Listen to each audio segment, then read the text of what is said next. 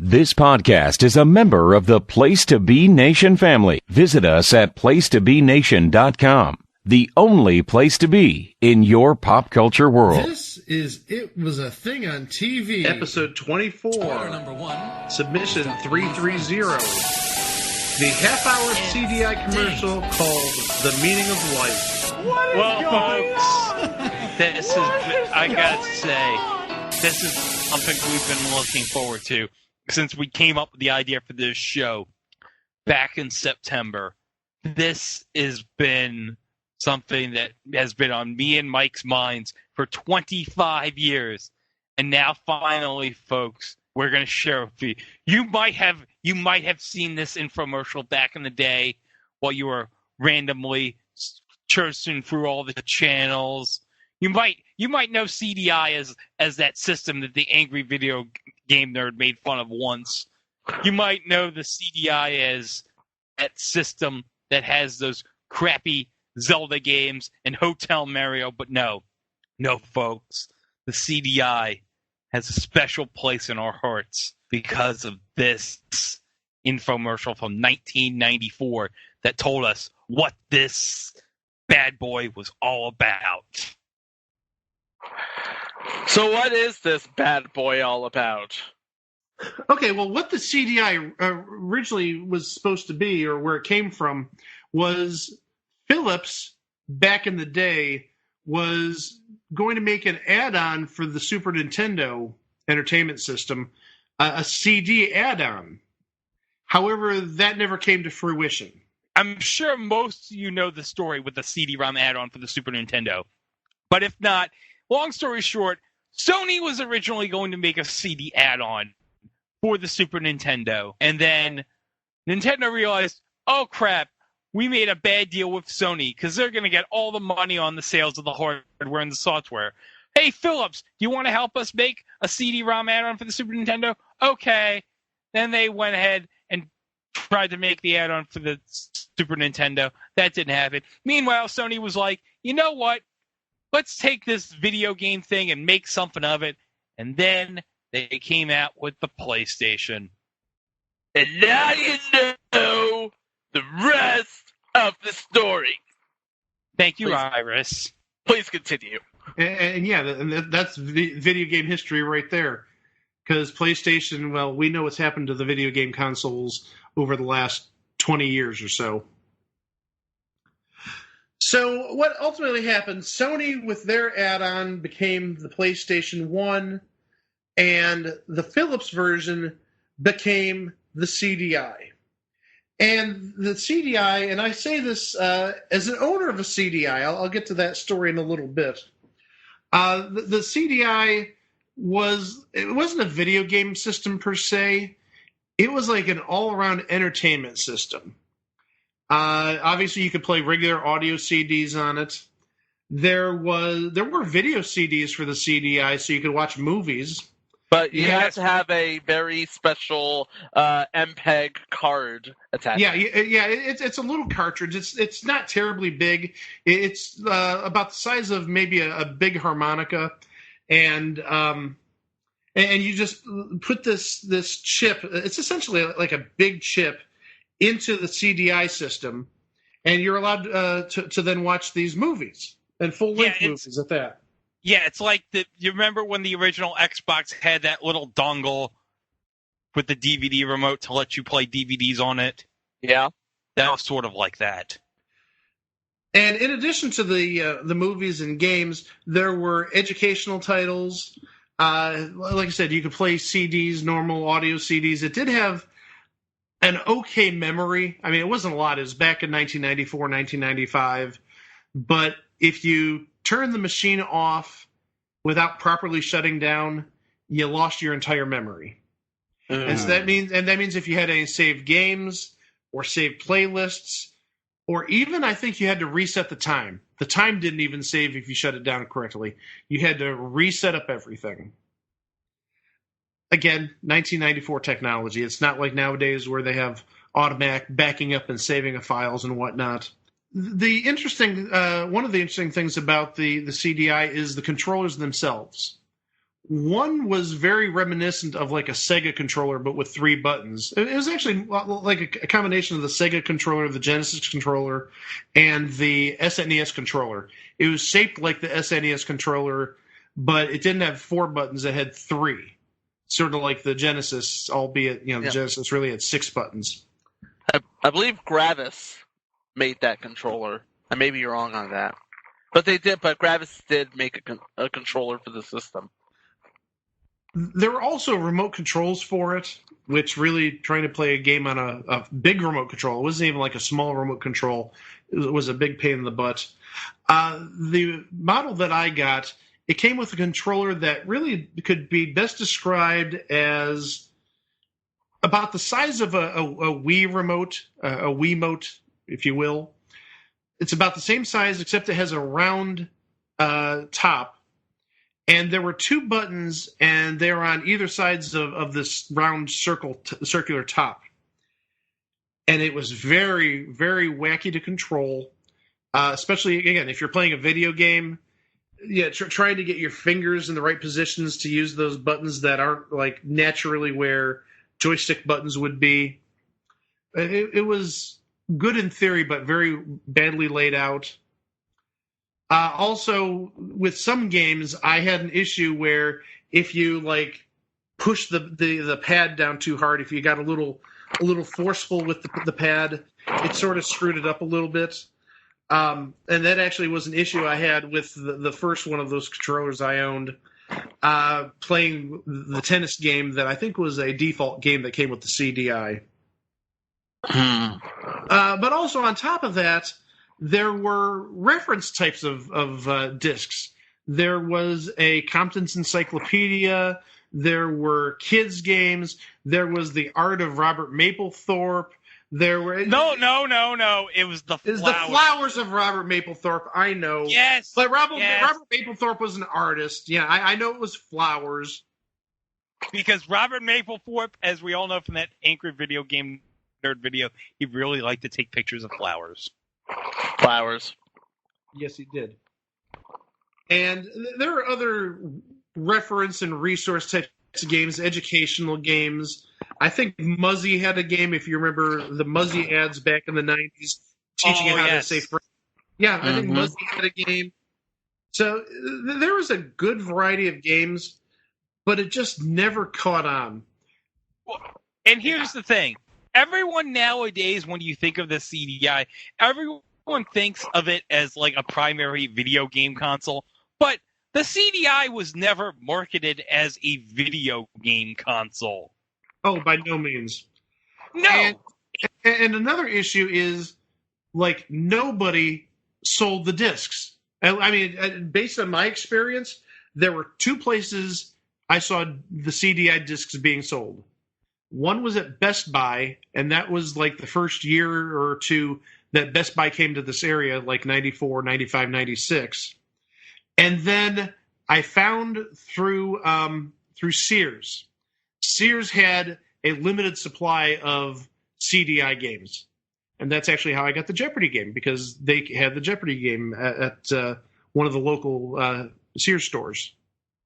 So the availability was ridiculous. I mean, it wasn't something you'd find at GameStop or Funko Land. So you didn't find them at, because I used to frequent the Babbage's over at Cross Creek here in Fayetteville, and they had like one shelf with 3 CDI games.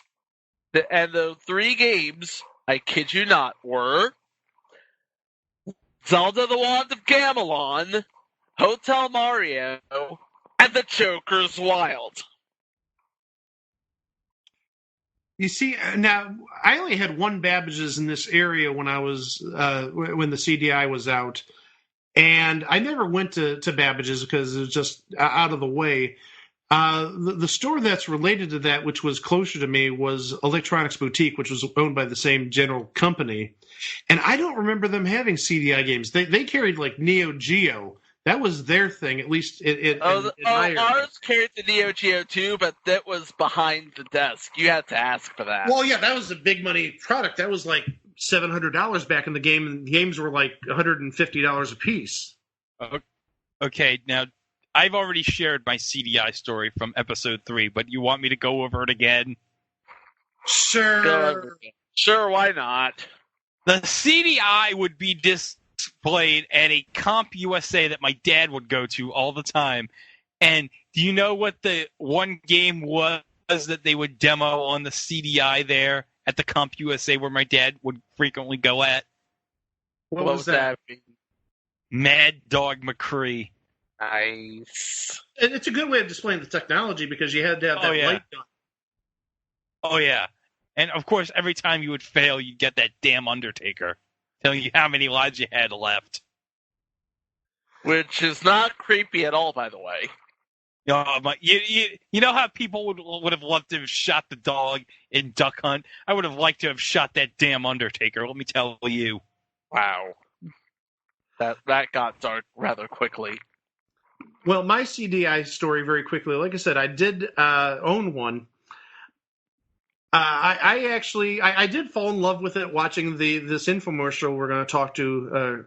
I fell in love with the CDI through this infomercial we're eventually going to talk about in this show.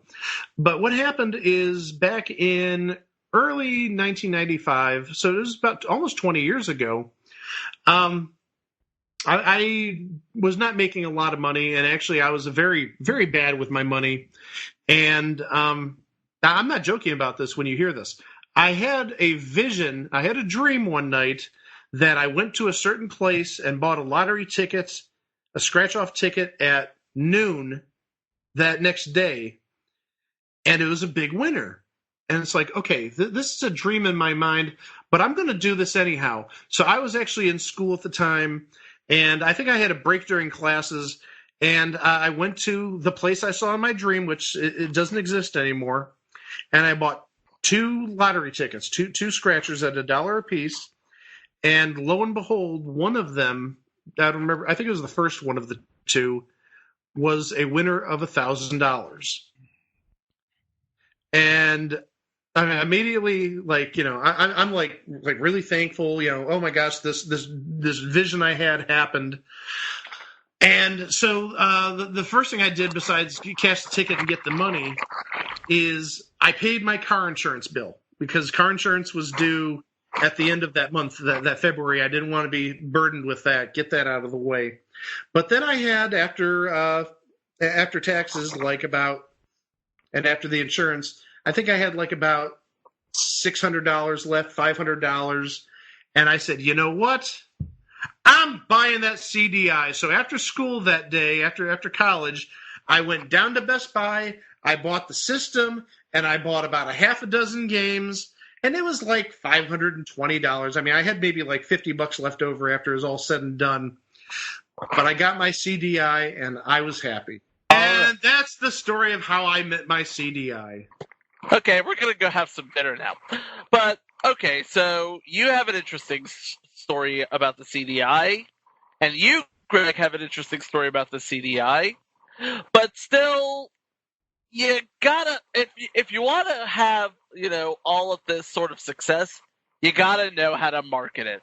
Enter 1994, where we get this infomercial with a man who is either Jonathan Mangum or a man with a similar haircut talking to a giant wall, asking one important question that, truth be told, we've all asked at one point of our lives.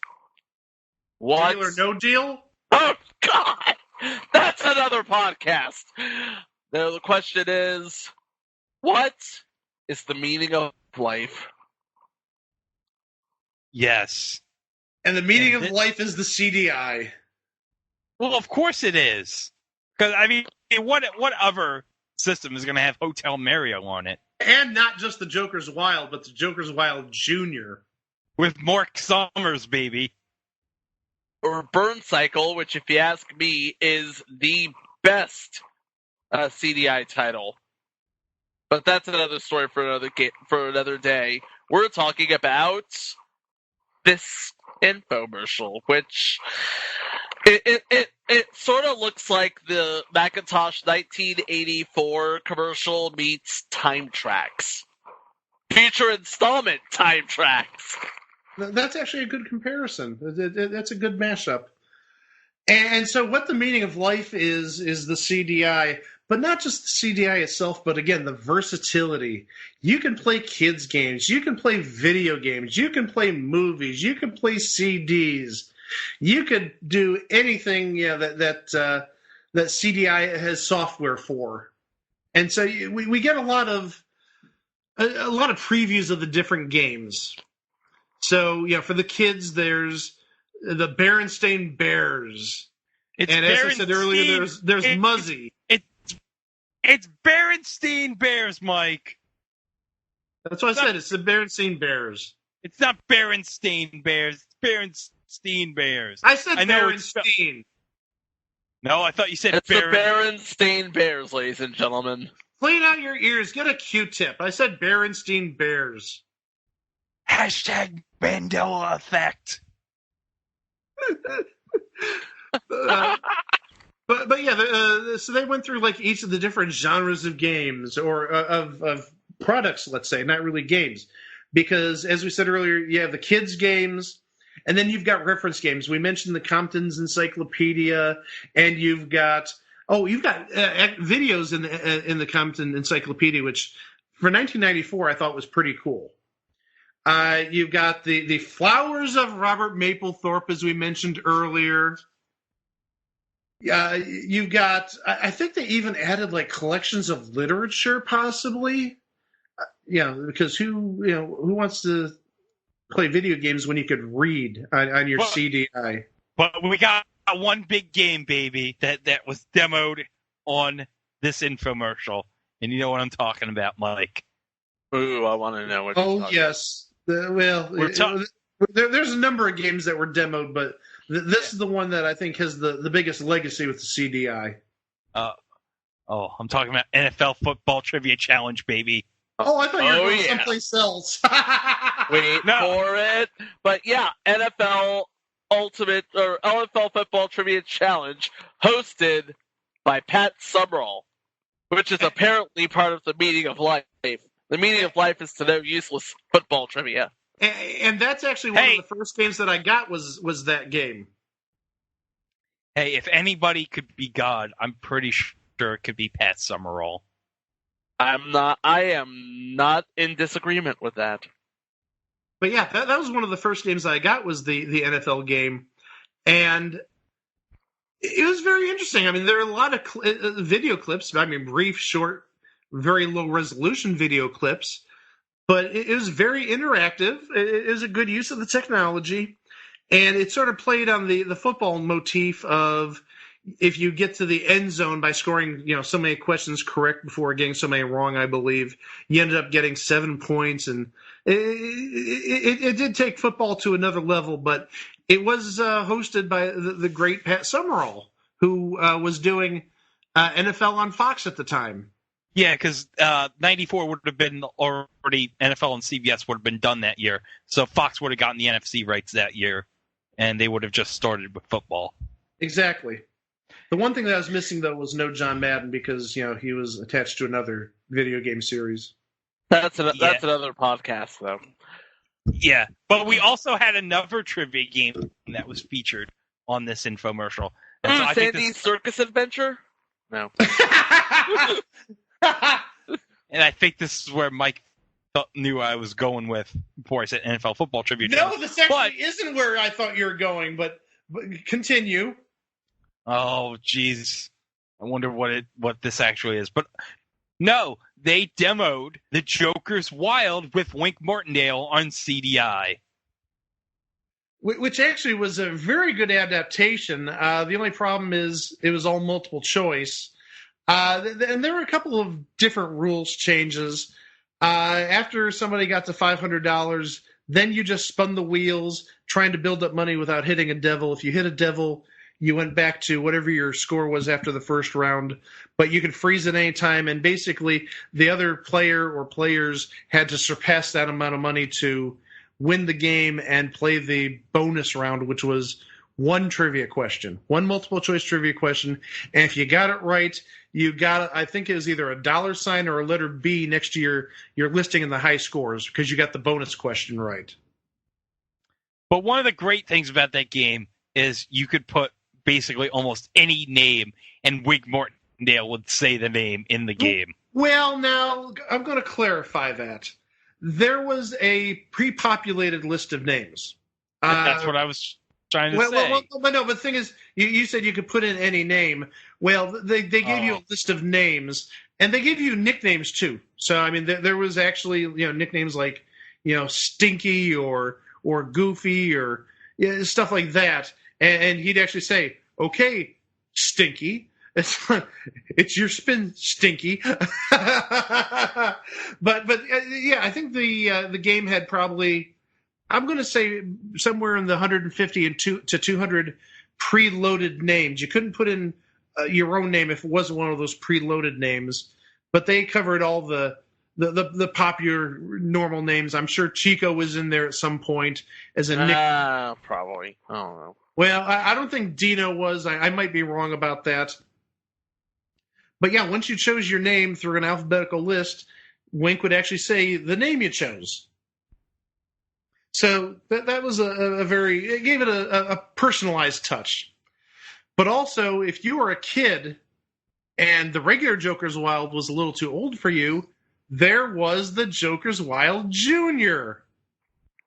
And that was hosted by Mark Summers. Same exact rules, except there was no devil. In this version, there was a dragon. And it wasn't like the nice cutesy dragon from Tic-Tac-Toe. It was a mean fire-breathing dragon. I'm sure might have given some kids some nightmares back in the day.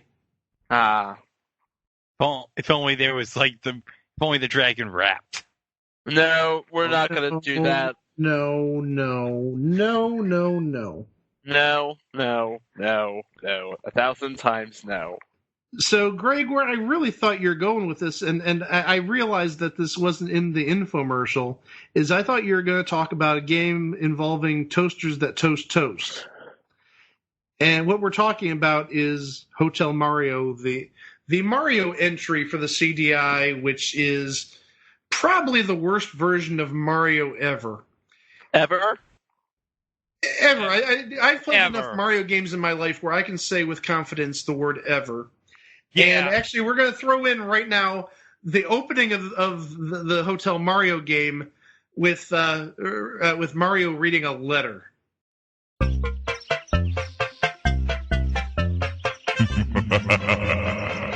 Nice of the princess to invite us over for a picnic, eh, Luigi? I hope she made lots of spaghetti. Luigi, look! It's from Bowser. Dear pesky plumbers, the Koopalings and I have taken over the Mushroom Kingdom. The princess is now a permanent guest at one of my 7 Koopa hotels. I dare you to find her if you can. We gotta find the princess. And you gotta help us. If you need instructions on how to get through the hotels, check out the enclosed instruction book.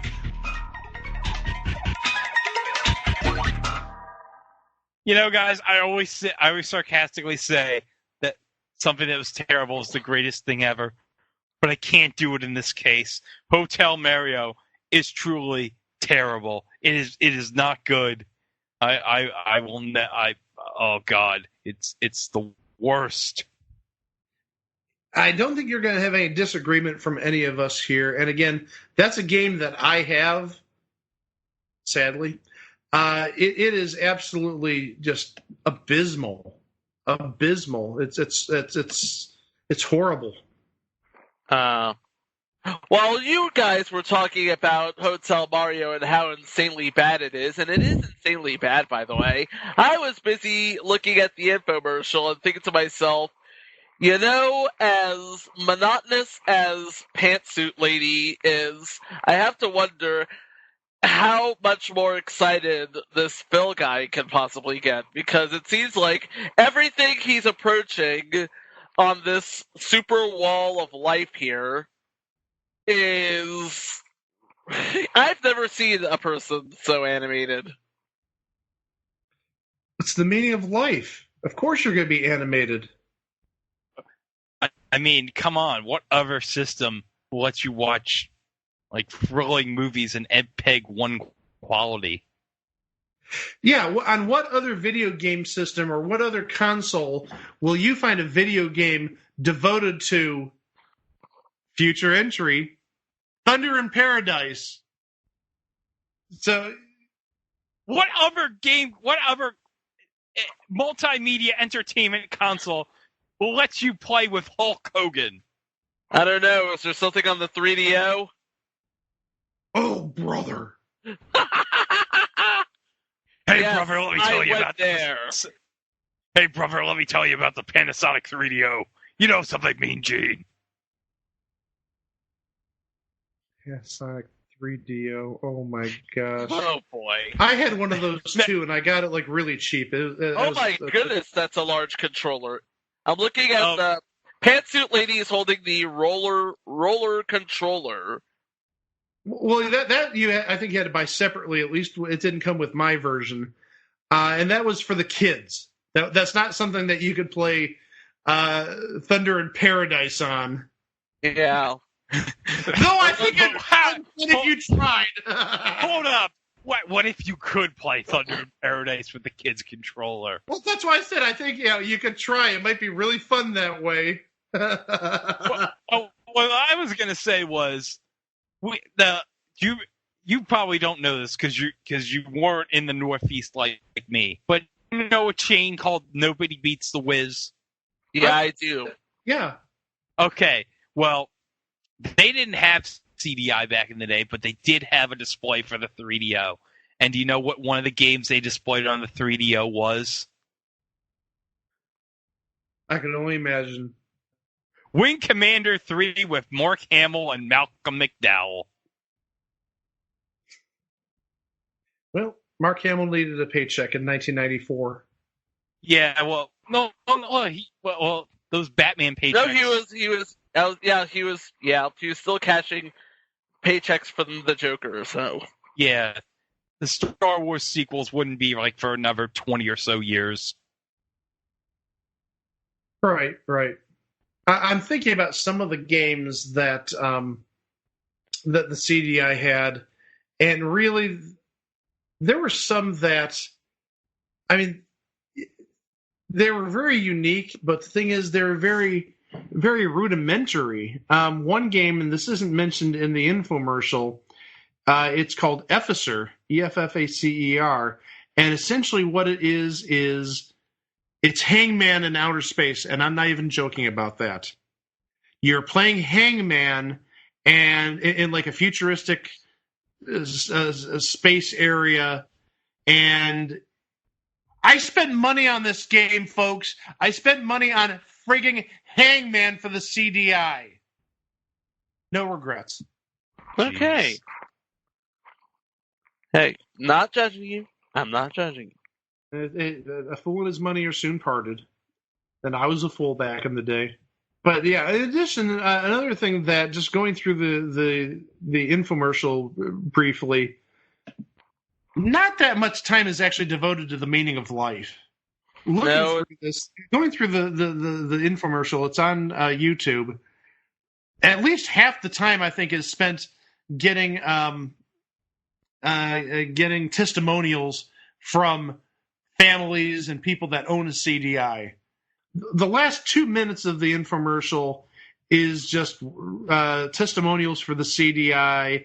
But those were all repeated throughout the half hour too. So yeah, I mean they did it like the same testimonials like 3 different times. It's almost like any infomercial you see nowadays for Emerald's Cooker or whatnot. And they show the same thing, 3-minute clip. While Emerald's cooking the roast in his rotisserie or whatever. Uh-huh. It gets oh, jeez. Oh, my gosh. I'm sorry. It gets repetitive in that way. Well, that makes sense, doesn't it? Yeah, and the thing is, this infomercial was on all the time. I mean, I've seen it late at night. I saw it on Saturday afternoons. I saw it in the morning. So at some point in like 1994, 1995, you were sure to run into this at some time. But alas, it's just a footnote in history, and the meaning of life. Alas, it's a footnote in history and the meaning of life itself. Who knew the meaning of life would just be a thing on TV?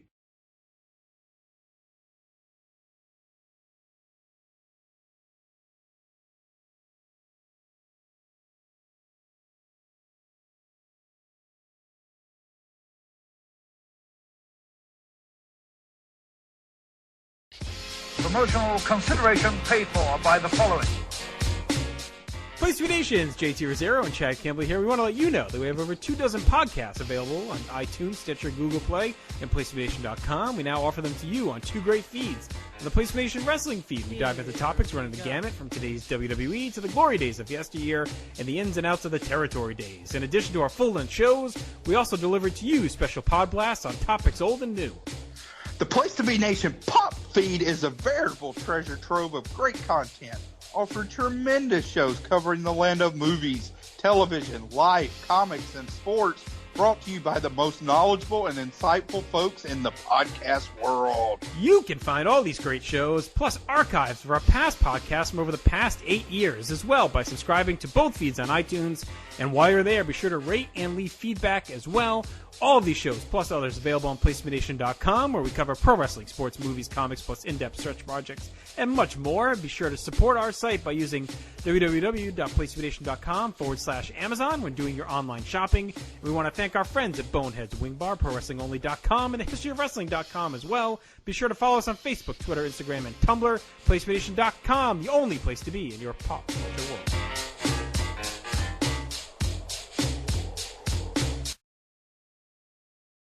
To October 28th, 2003, for a total of 10 episodes. 10 glorious episodes. 10 sainted, vaunted episodes. So, now that we're all here, hi, I'm Chico, that's Greg, that's Mike, and we're about to talk about the true story of another real fake. And I don't mean the actual guy, I mean the actual show. The show itself is a group of contestants living in the lap of luxury, hoping for $100,000 in the title of Lap of Luxury Champion. There's just one thing, though. Huh? Yeah. Matt Kennedy Gould is one of the contestants, and so far as we know, he's the only contestant. It's time for a backstory. So the Joe Schmo Show was created by the team of Paul Wernick and Rhett Reese, who would later go on to be the authors of both Deadpool movies, which were awesome, by the way. And what they had in mind was one person, sort of like the Truman Show, one person who didn't know that the reality show he was on was incredibly staged with actors, scripts, writers, producers, and directors. And it was all built around Matt Gould. Yep. He was the only one that wasn't in on the joke, if you will. And it was glorious. But also it showed a real sense of humanity. I mean, he did so many things in the show which showed how great of a guy he was. Yeah, and the thing of it is, he was originally supposed to be the mark because, well, that's what you need when you're pranking somebody is a mark. But the thing of it is, everybody grew to love him. The audience, the producers, the cast. You almost forget that they're actors playing roles. Yeah, it was so bizarre that ultimately, in the end, in episode 9, before the aftermath, where they showed everything about basically how it all broke down and how they sort of purposely tried to let Matt win, just because you don't want to boot him off because he's the central character in this, even though he doesn't know it. He uttered a phrase, and if you missed it, it's in our new open, but we'll put it in here. What Matt? What is going on? What is going on? What is going on? Whenever you think of the Joe Schmo Show, that is the one moment you think of at the top of your head. Oh, that is the only moment. But how we got there, really? Man. Oh, this is just amazing. Yeah. So before we get there, let's introduce our esteemed cast of characters by way of a reenactment of the opening narration from Family Guy voice actor Ralph Garman. What would you do if your entire world turned out to be fake? If an army of writers, producers, and actors spent over a year creating TV's most elaborate experiment around you. They plotted your every move, recorded it 24 hours a day, and put it on national television. Well, that's exactly what happened to this guy.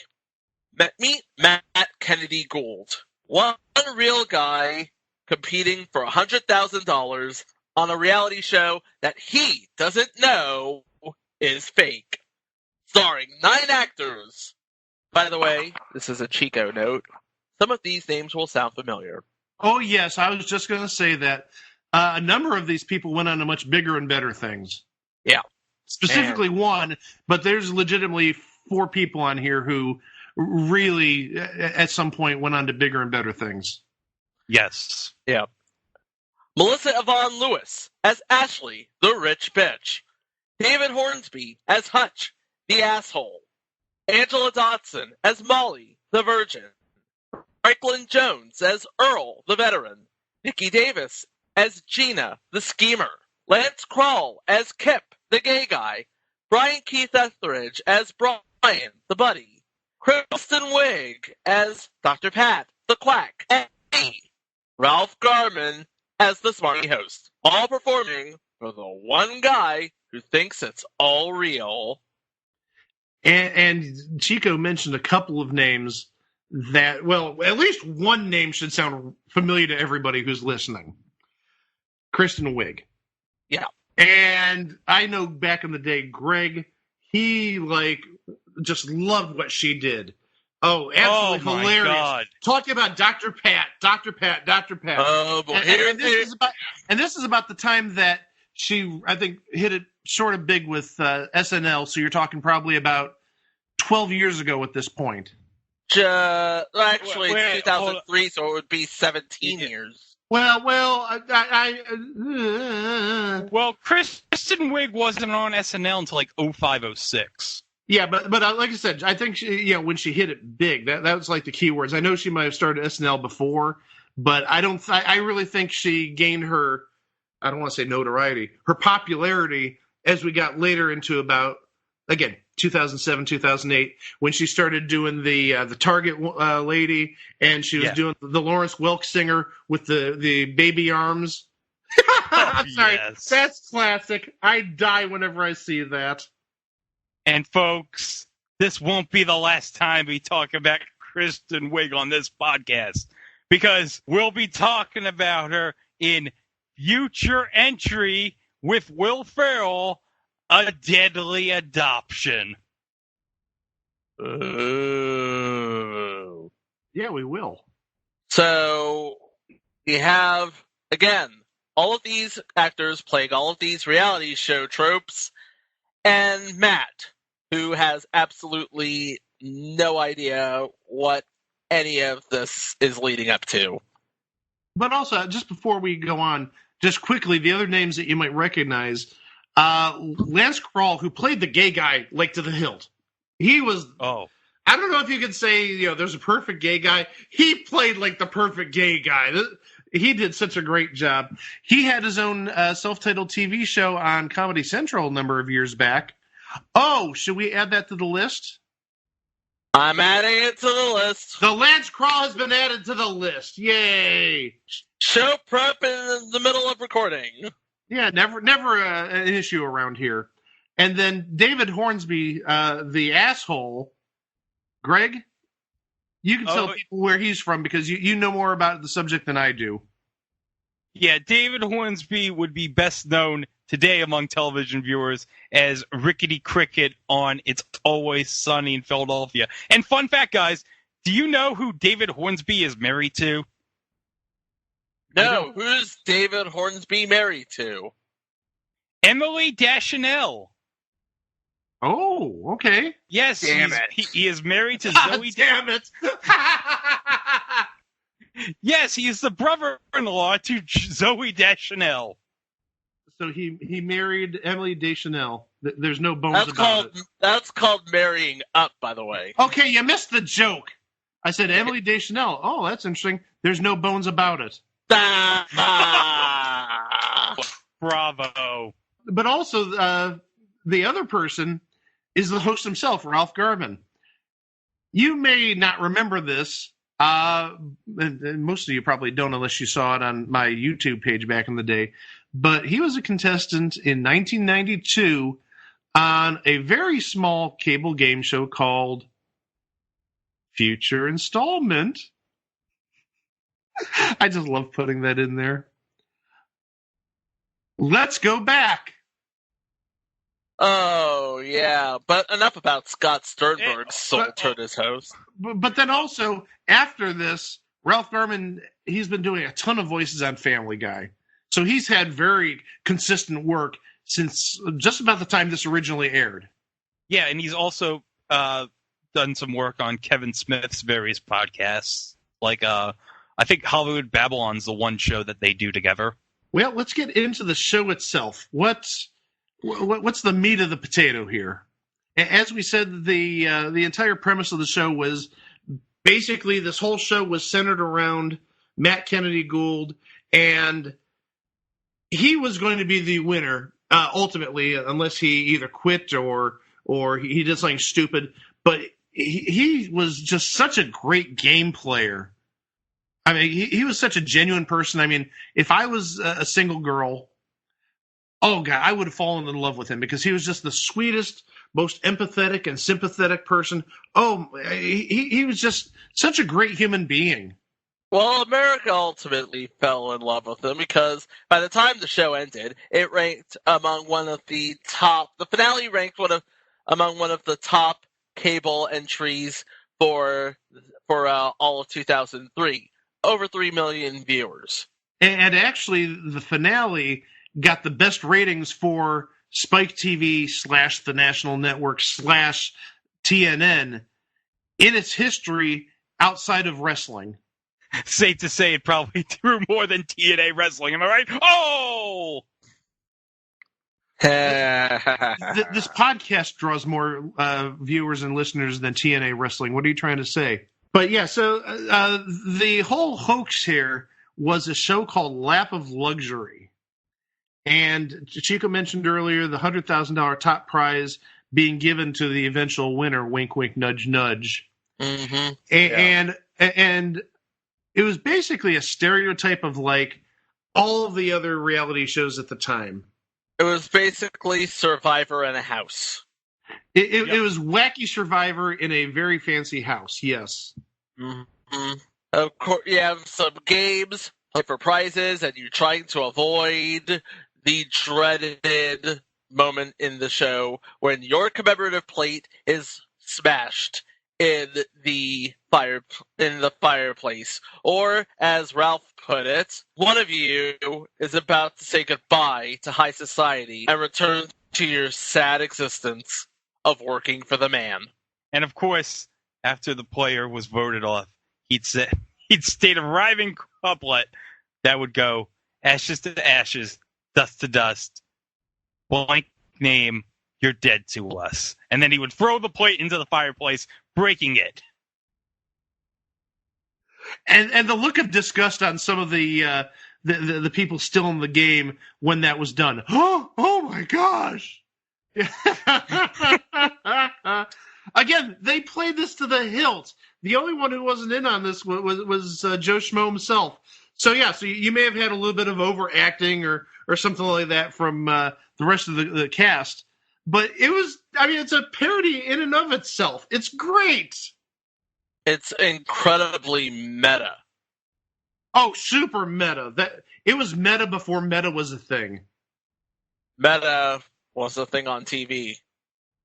But that's another episode. Please continue. So, we began the show on September 2nd, 2003 on Spike, and it was a 2-hour premiere, folks. This was heavily hyped. I remember all the promos on Spike TV plugging this, and I was like, oh my God, there's going to be a show about a guy who's on a reality show, and he has no idea that the entire reality show around him is fake. Oh my God. And the big hype is, how is this show going to end? Well, also in the promos, the big thing, and we mentioned it earlier, what is going on? I mean, that was like the big draw was in the ads was Matt Gould saying, what's going on? So you had to see what was going on. But we will get to what was going on momentarily, because Greg, you've got the episode guides up. Yep. So let me read each episode one at a time for you. Okay. The first episode in episode 1. Viewers meet Matt Kennedy Gould, the unknowing Mork, on a phony reality program called Lap of Luxury. He meets the various other players on the show, who, unbeknownst to him, are all secretly actors and actresses working from a script. Things get started right away with the first pampering competition, a game in which everyone dresses up in each other's undergarments.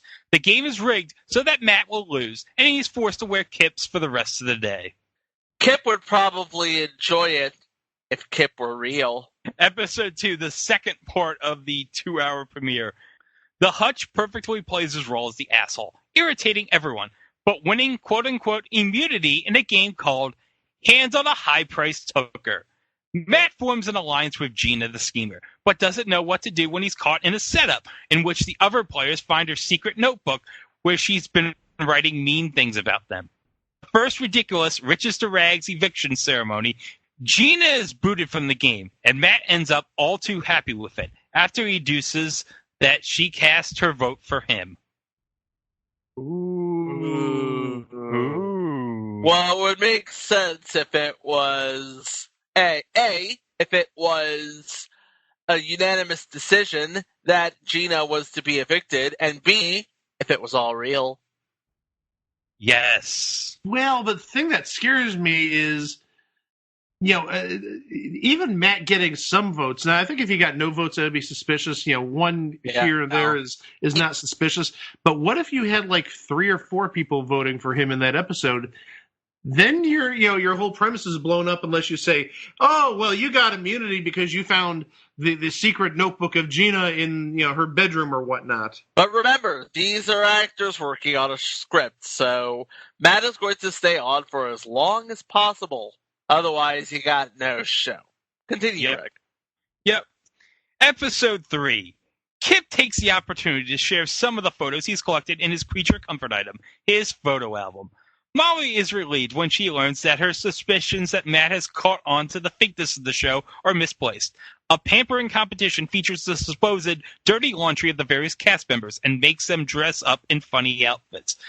The guys lose this competition, allowing Hutch to pull a prank in which he replaces the photos in Kip's album with ones of his own ass. I'm sorry. Okay, continue.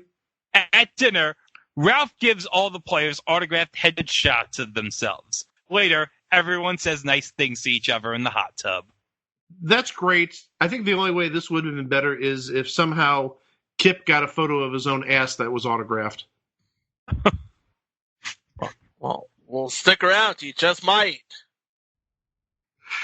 And those would be valuable on eBay nowadays. Who wouldn't want a Kristen Wiig as Dr. Pat photo signed Dr. Pat?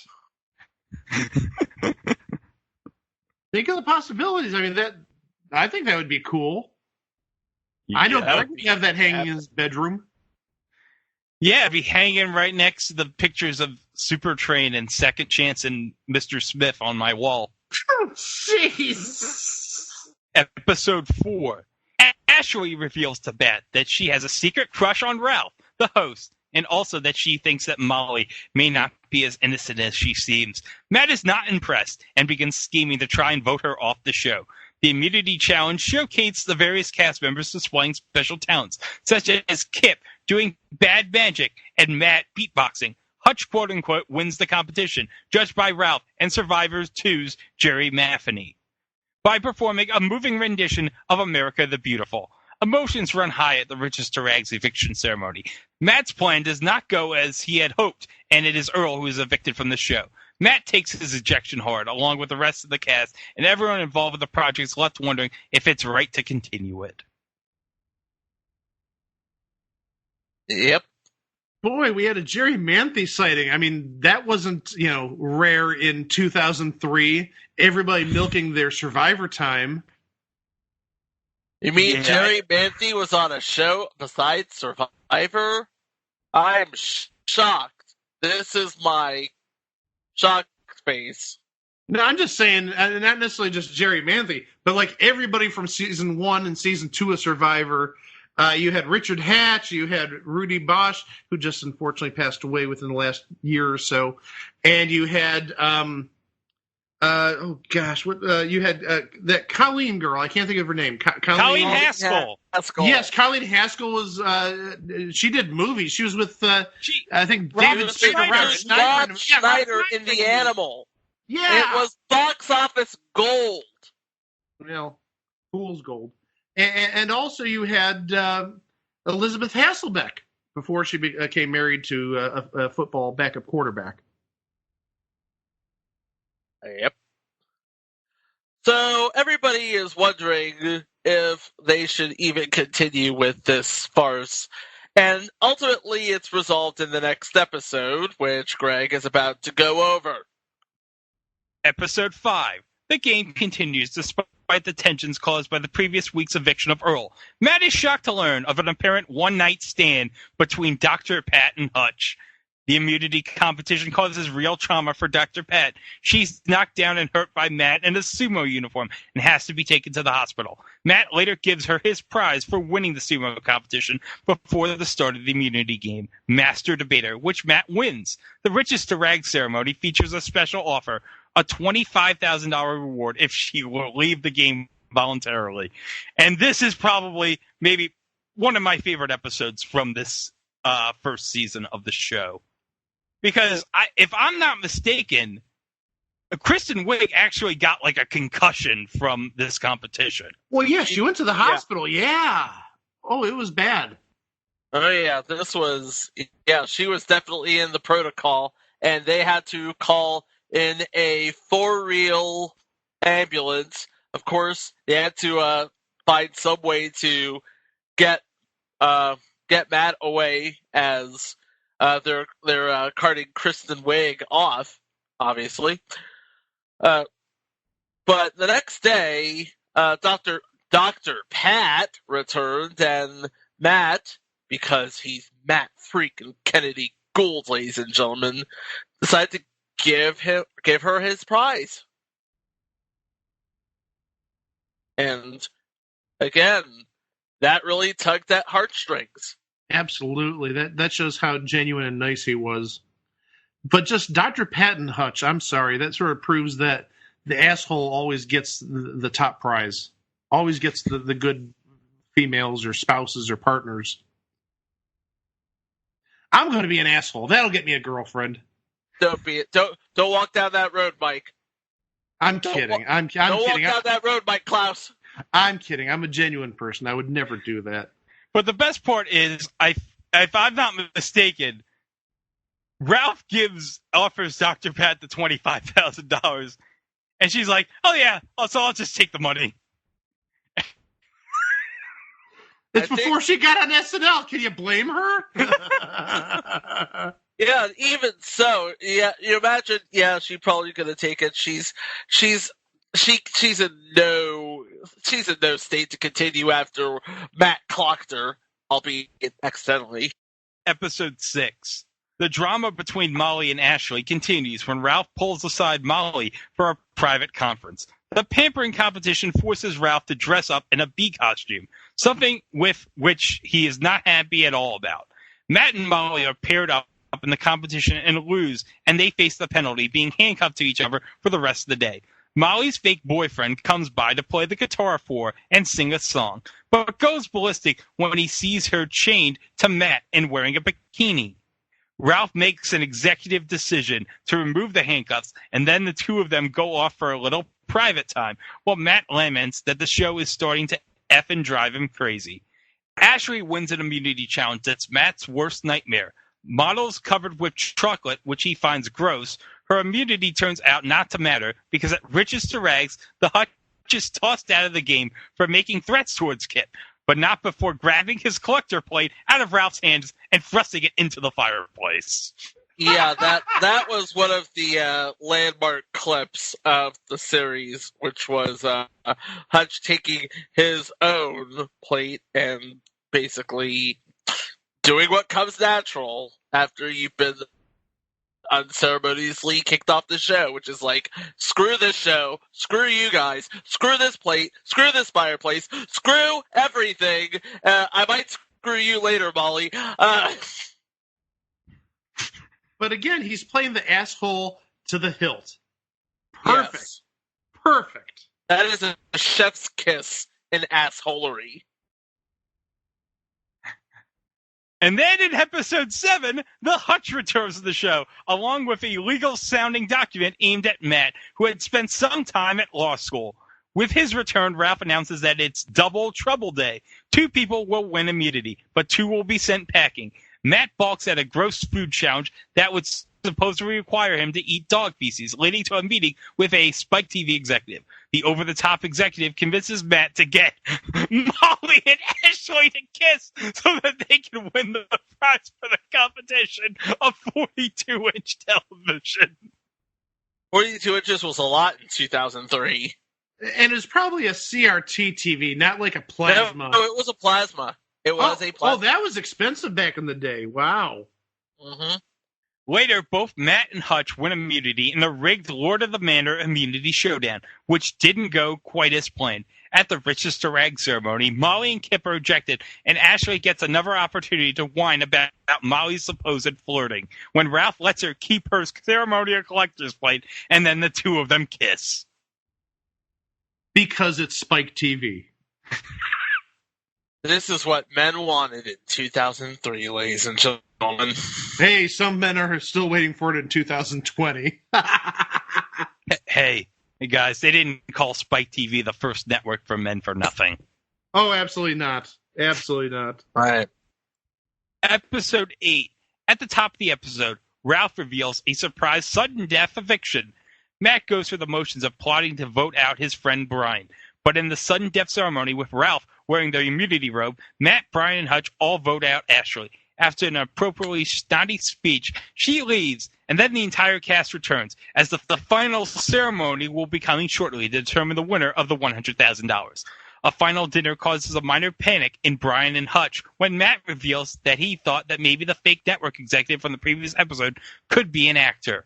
At the final ceremony, Brian, Hutch, and Matt answer questions posed to them by the evicted cast, and then a vote is held to determine the winner for the $100,000. 5 out of 6 votes are revealed, but the 6th is left a mystery to be shown in the season finale. Ooh, it's a cliffhanger! So, guys, at the end of episode 8, it was all down to Dr. Pat.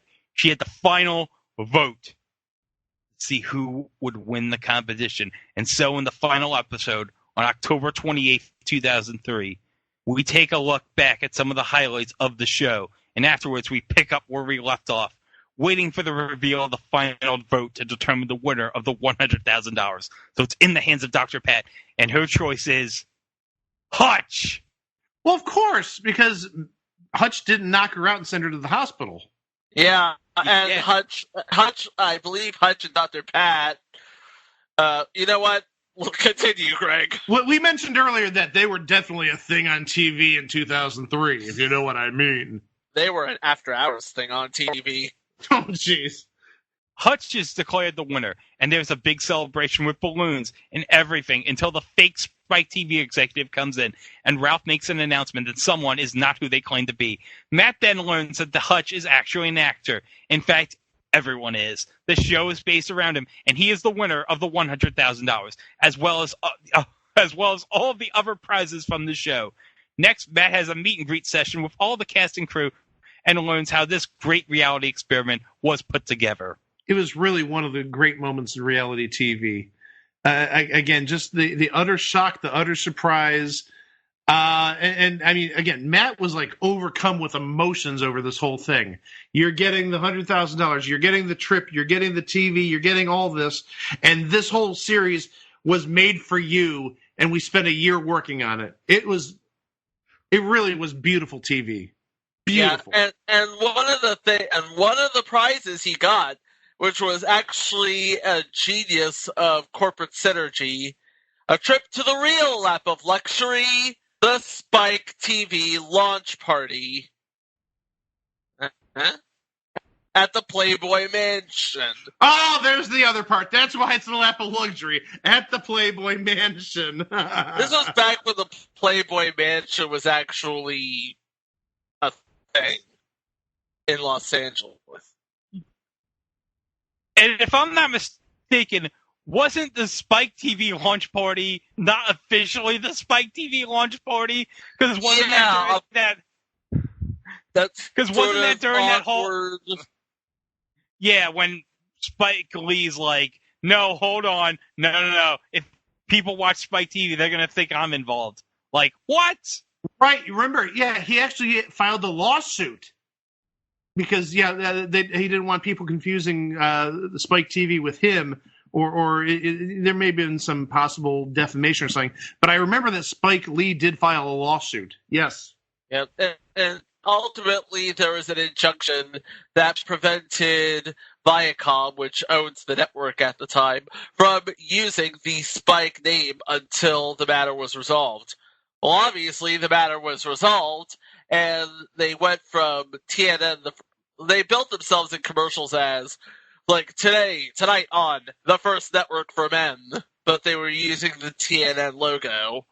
But ultimately, they did go on to use the Spike name, and the rest, as they say, is history. And then it became Paramount Network, and here we are. Yeah. So, and that was the Joe Schmo Show. No, it isn't. We still have an aftermath to talk about. Yeah, I forgot about that. Talk about the aftermath. So we head into Joe Schmo the Aftermath. In Joe Schmo the Aftermath, we learn such tidbits as the most tense moment for the cast and crew, how much Matt really suspected about what was happening on a scale of 1 to 10, and which of the girls Matt really lusted after the most. Matt also learns many things that he never knew before about the show. Shocks and surprises abound in a very candid interview session with Matt. Yeah, this is sort of like seeing how the proverbial sausage was made. And again, it was very in-depth, very complex, and just fascinating. I mean, it was a great way to wrap up the show. It's better than like every other reality show where, okay, you found your boyfriend, or you're the last survivor. Let's have this little after party. Yeah, woo! No. They actually showed like how we got there. That was like, again, absolutely. It was smart. It was absolutely smart. It was super smart, especially if they only did one season of this. But that's another episode. Mm-hmm. But this wasn't the end for everybody here on the Joe Schmo Show. It's like we said, the creators, Paul Wernick and Rhett Reese, they would end up being really big deals in Hollywood. They worked on Zombieland, nice, and they also worked on both Deadpool movies, also nice. And you already know what Kristen Wiig is doing. We're going to get more depth into seasons 2 and the eventual reboot in 2013 in later episodes. But Joe Schmo 2 was similar, but not as good. Nobody could beat the reactions and how Matt was in season 1, but they tried, and it was a little different. Again, we'll get into it later. I don't want to spoil too much. We did get at least one quality actor or actress from the season 2 cast. Someone by the name of Natasha Leggero, who you would better know from Brooklyn Nine-Nine. Uh-huh. Nine-Nine! Among other things. And other things, but she's probably best known for that. And then also the return in 2013. Really, there's one name which sticks out, and it's because of the actor's last name, but also has a job nowadays. Let's say that, a job that there may be some familiarity with. Robert Belushi, who is the son of Jim Belushi, and currently hosts the game show network show Get a Clue. Yep. Yes. Future entry? It's a good enough show in its own right. We'll see how that works out. Chico, I think now you can put closure on it. I'm about to put closure on it. The Joe Schmo Show. One poor schmo thinks it's all real, and everybody else knows the truth, though. It was a thing on TV. It was a thing on TV. It was a thing on TV, and you can get it now on DVD on Amazon Prime for $10.97.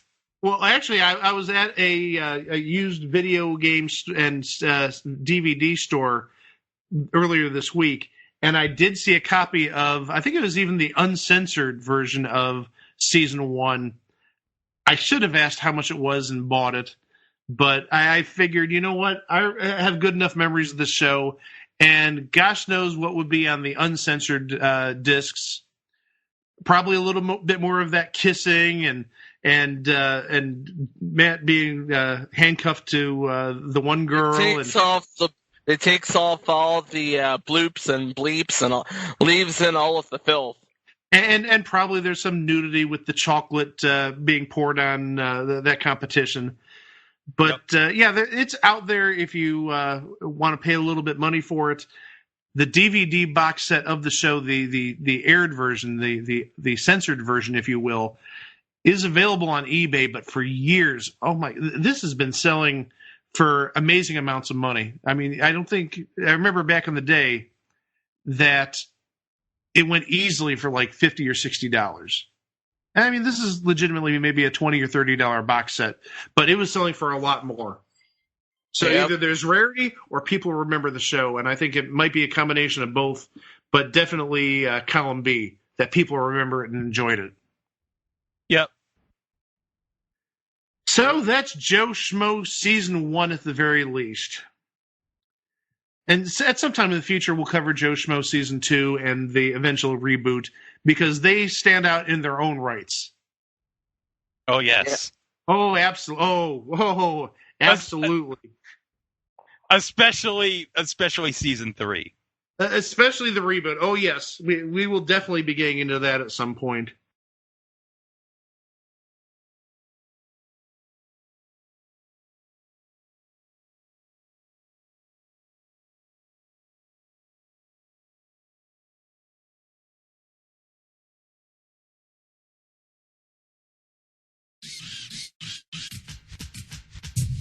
So that was the Joe Schmo Show Season 1. And don't worry, guys, we will get to Last Chance for Love, Monticle the Falcon, and all the fun stuff from Joe Schmo Season 2 in the very near future. But we got some great shows to tell you about here on the Place to Be Nation's pop feed.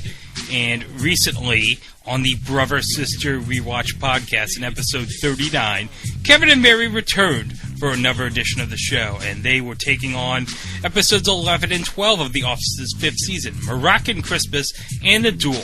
They discussed a myriad of topics in this episode, including Dwight and Andy's showdown, Angela playing both sides to the very end, Meredith's breakout performance, Phyllis's badass turn, and the lunacy of cake cutting fees.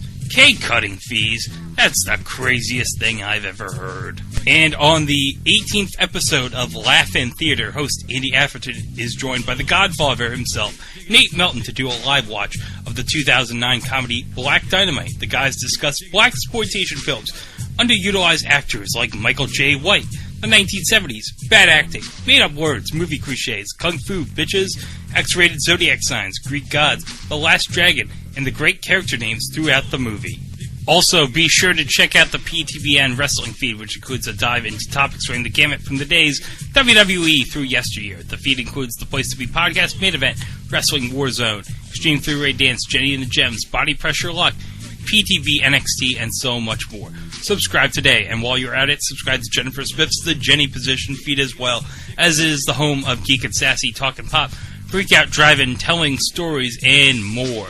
And, of course, as we always want to mention each week, we have our 2020 stretch project at Place to Be Nation, determining the greatest WCW match ever. You have all year to do research, promote matches, and build the list. Conversation rules can be found at www.facebook.com/GWCW matches or on the Pro Wrestling Only message board. And be sure not to forget to check out PlaceToBeNation.com each and every day. We have new voices, fresh takes, bringing you articles on topics in the worlds of wrestling, sports, and pop culture, including Trent's SmackDown on Fox Report, This Week in the WWE by John Crow, Paulie's Perspective, Jason's DVD Deep Dive, and Ben's Unpopular Opinion. And don't forget about veteran columns like Glenn Butler's weekly Walk Around the Web. And if you're doing online shopping at Amazon.com, be sure to click on the Amazon banner at the right side of the Place to Be Nation homepage, or use www.placetobenation.com/Amazon. It takes you right to Amazon and helps out PTBN at no cost to you. So, let's get back to the show as we discuss our third and final topic, a show that you might have heard about back in the early to mid-aughts. It flipped around a bunch of various different channels over the years, but I can say that it's certainly memorable. Some maybe for not so good reasons, but here we go as me, Chico, and Mike talk about the show Banzai. Episode 26, Submission 122, Banzai! Banzai! Banzai!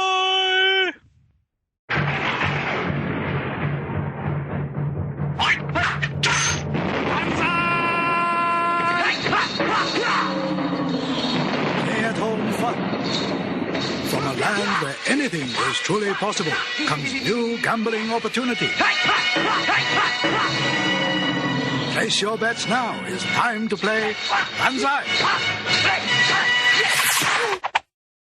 To say the least, this was a goofy show.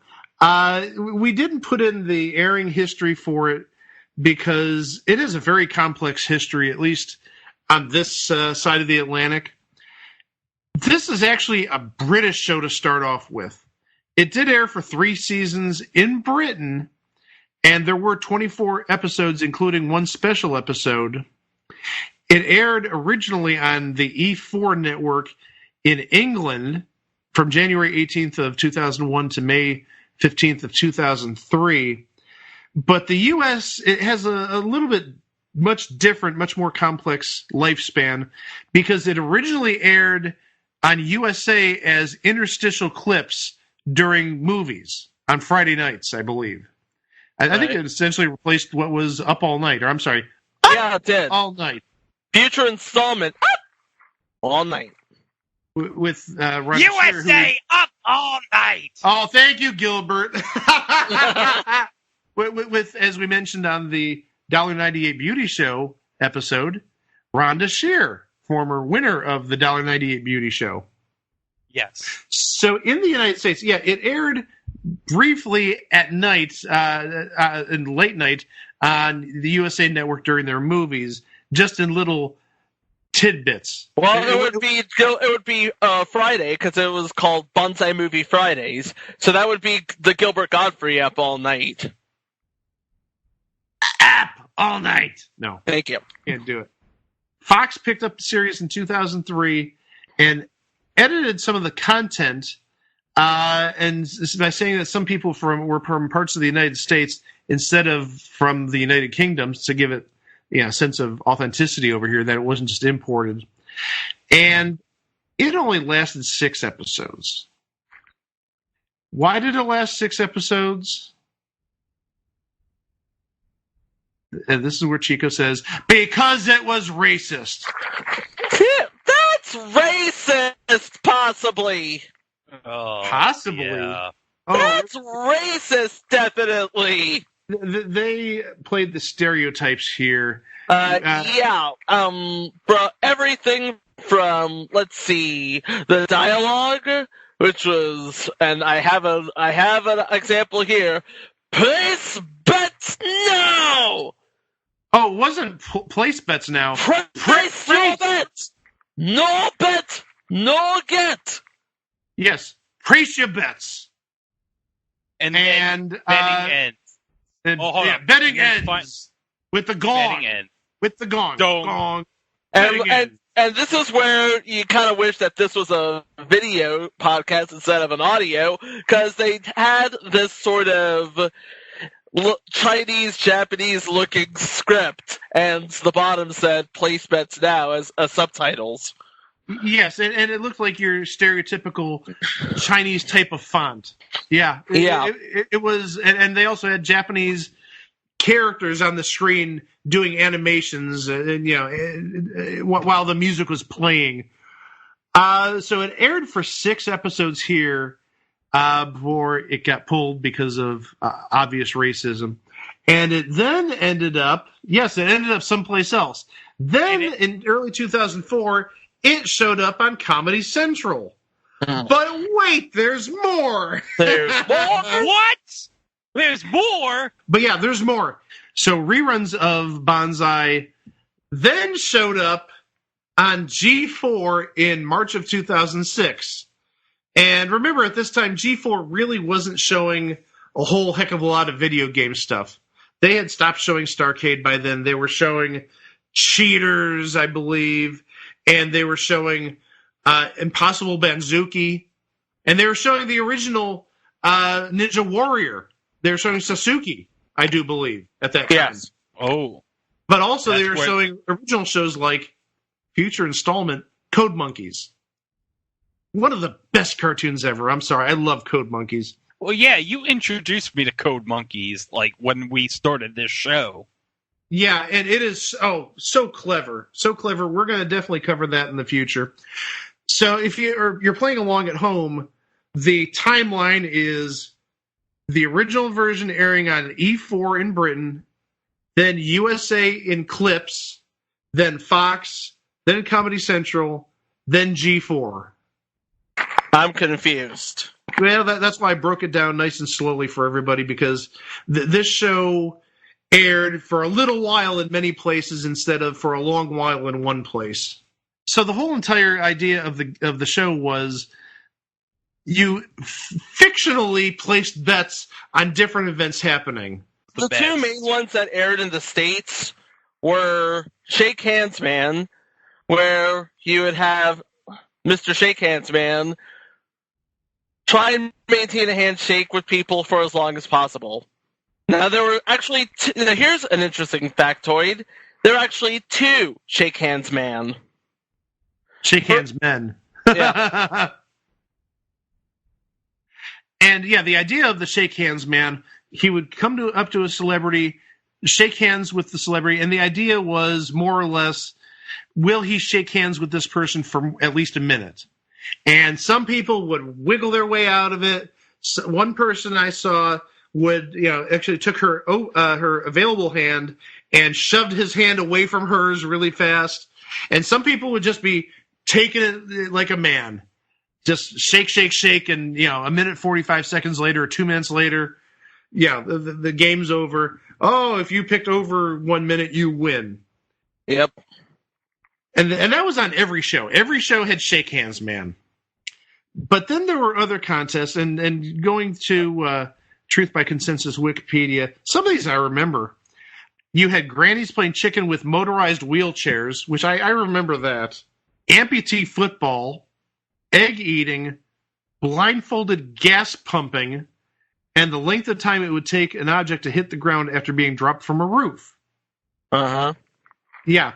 Well, there's one game I remember. They had 3 Michael Jackson imitators moonwalking on ice. I do remember that one, yeah. Yes, they did. They had 3 specific Michael Jacksons. They had the military Michael Jackson, they had Thriller-era Michael Jackson, and they had Bad Skin-era Michael Jackson.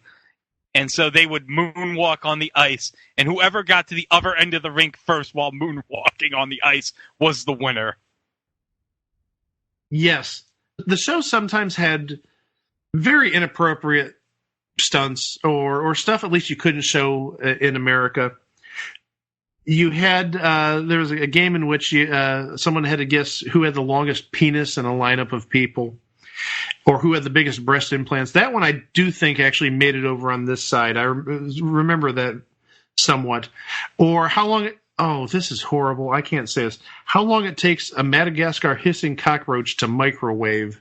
Ew. Okay, so, well, ew, number one. But number two, now you got PETA mad at you. That's just so inhumane and horrible to do to a living creature. Yeah.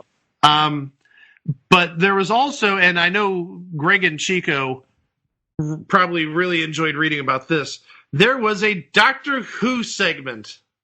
Yes, of course this wouldn't air in the U.S. because the reference would be lost. And the revival hadn't happened yet in the U.S.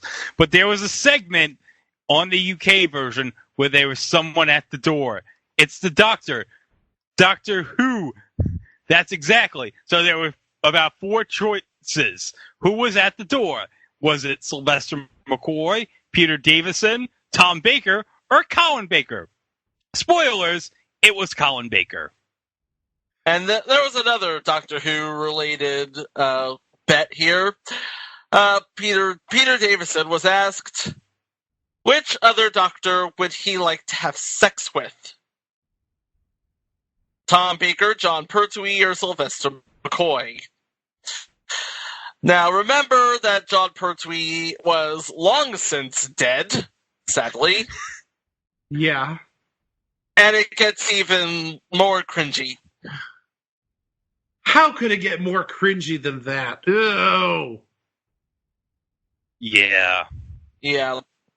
So understandably that didn't make it. But I'll tell you what did make it. Some guy in a recumbent bicycling contest with Lou Ferrigno, because at least then the reference would be gotten. And another thing that was gotten was a segment, and this was on all 6 of the Fox episodes, Lady One Question. Yes, Lady One Question. Yes. And what Lady One Question is a reporter, or a reporter in air quotes, who would ask celebrities one question and then continue to stare at them while holding her microphone.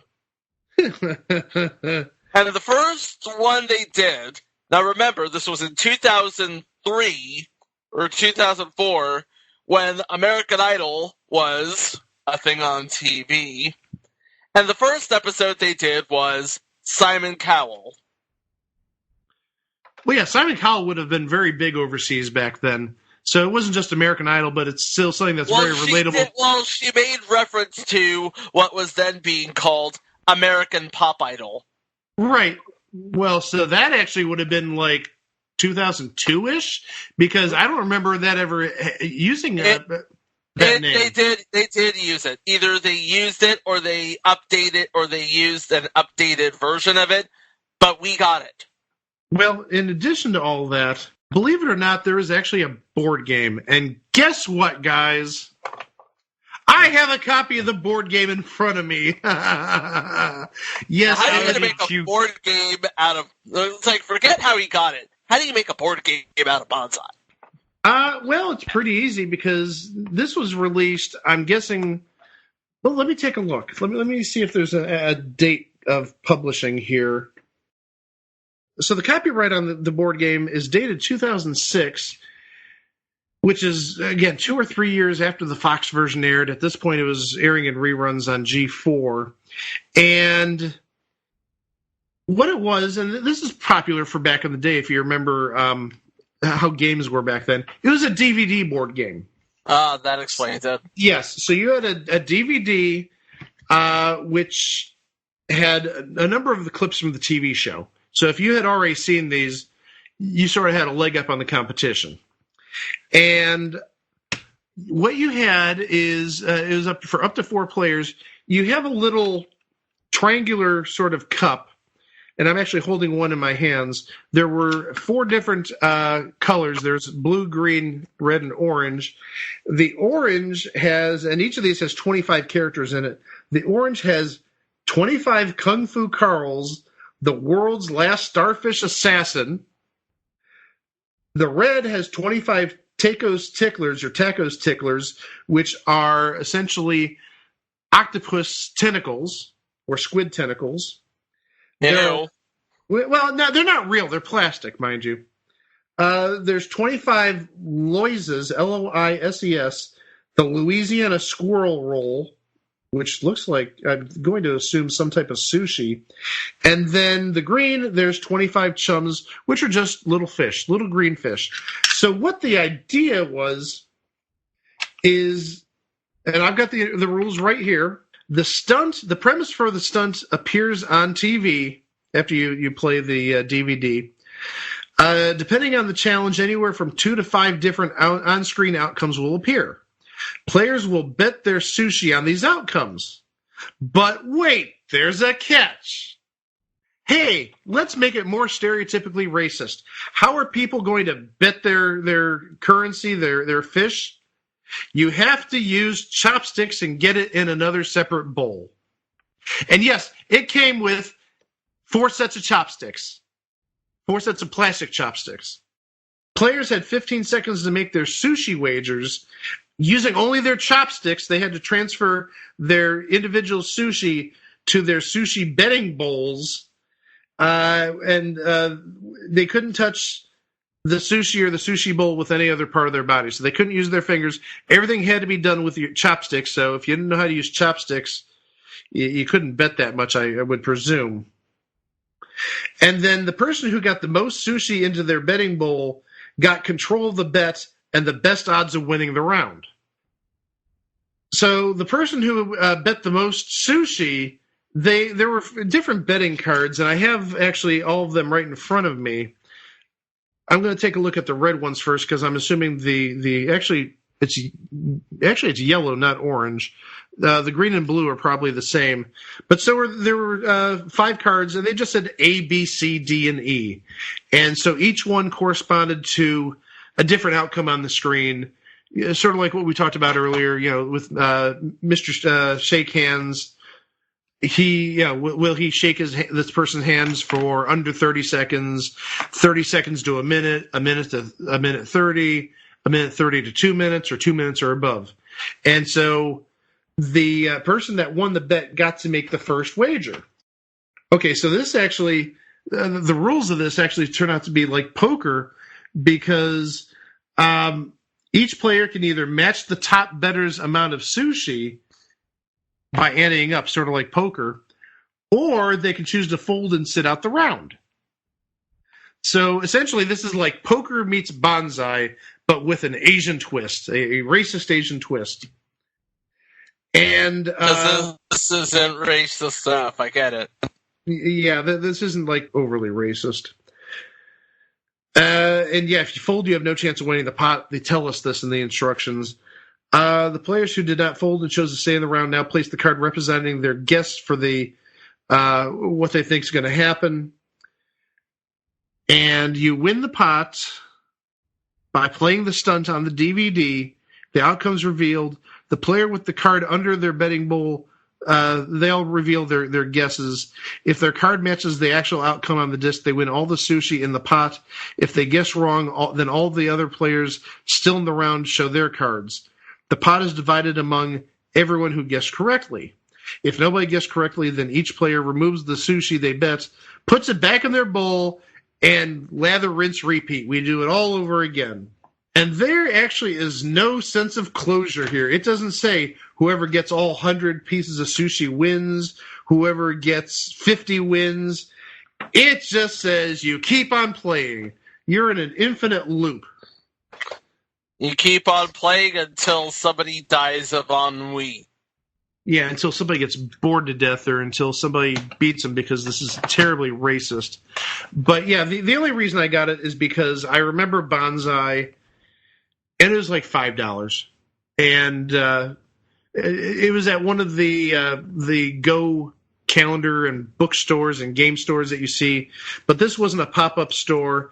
It was actually a tangible store that was in downtown Cleveland during the 2000s. Oh, plus also, to make it even more racist. Hey, why not? No. Why not? Yeah, why not maximize the racism? Everybody had a headband they had to wear when they played the game. No. It had red and white stripes on it, and it has the Banzai logo on it. It's just a cardboard headband, but again, it just like insinuates the stereotype. So that's the most racist board game ever. And if you want more of this, next month we're actually doing an episode on board games based on TV shows. So we got the Banzai board game out of the way. There's more to come, and trust me, there's a lot more bad board games out there, and some of us, specifically me, has spent money on them. For you, our audience.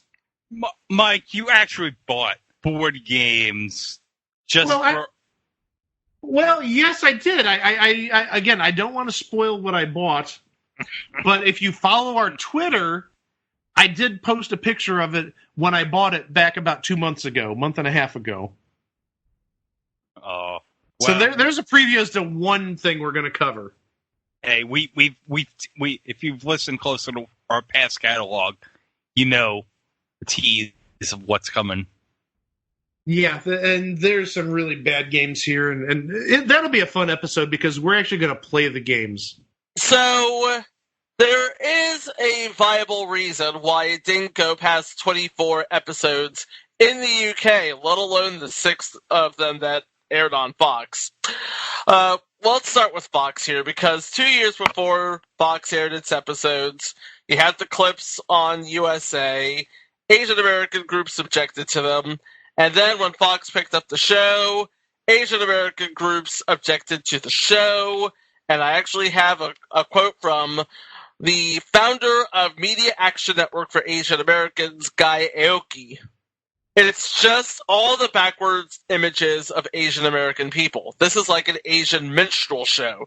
Can you imagine the black version of Banzai? I can, and I don't like it. Anyway, sponsors were alerted to the show. Many dropped the sponsorship, and Fox canceled it after 6. But in the UK, that was not the worst of it.